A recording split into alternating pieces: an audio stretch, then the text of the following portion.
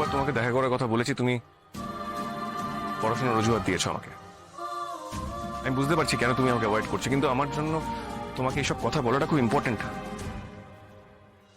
রাজু, কোথাও একটা ভুল হচ্ছে। আমরা আবার বনলতার ট্র্যাপে পা দিচ্ছি। কারণ ও যেটা বলছে সেটা হতে পারে না, কারণ যেই রাতে কথা বলছে সেই রাতে। আমি তোমার এই কথাগুলো শুনতে চাইনি। রাজু, তুমি তো আমার কথা শুনবে বলে এসেছো। তুমি আমাকে কথা দিয়েছিলে আমি যা বলতে চাই সেটা বলার সুযোগ তুমি আমাকে দেবে। রাজু, তুমি প্লিজ আমাকে বলতে দাও। ফাইনালি আমি তোমাকে কিছু বলতে পারছি। তুমি মাথা ঠান্ডা করো, একটু চুপ করো।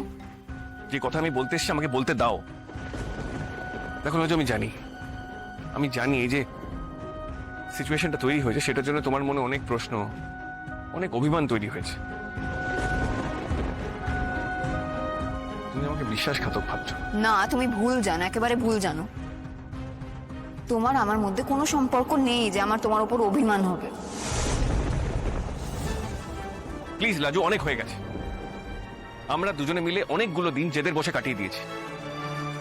তুমি জেদ করে দেখাচ্ছ যে তুমি আমাকে ভালোবাসো না, আর আমি জেদ করে তোমার সামনে উল্টোপাল্টা অভিনয় করে যাচ্ছি। কেন কেন আমরা একে অন্যের কাছে সৎ হচ্ছি না? কেন আমরা একে অন্যের কাছে সত্যি কথা বলছি না? আরে কোথায় গিয়ে এই অভিনয়টা বন্ধ হবে? তুমি একা কথা বলবে এমনটা কিন্তু কথা ছিল না। আমিও আমার কথা বলবো আর তুমি শুনবে, সেটাও কথা ছিল। কি কথা বলবে তুমি? বানিয়ে বানিয়ে কয়েকটা মিথ্যে কথা বলবে তো? বলবে তো তুমি আমাকে ভালোবাসো না, যেখানে তুমি আমাকে। থামো তো তুমি, বারবার এক কথা কেন ঘুরে ফিরে বলছো? তুমি তুমি বুঝতে পারছো না এইসব কথা তোমার বলাও অন্যায় আর আমার শোনাও অন্যায়? দেখো, আমি আমার দিকটা তোমাকে পরিষ্কার করে বুঝিয়ে দিচ্ছি। এইসব কথা আমি শুনতে চাই না।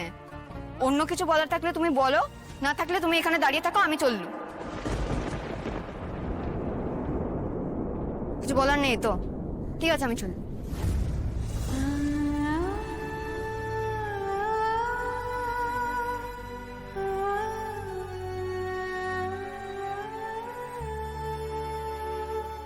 প্লিজ যেও না লাজু।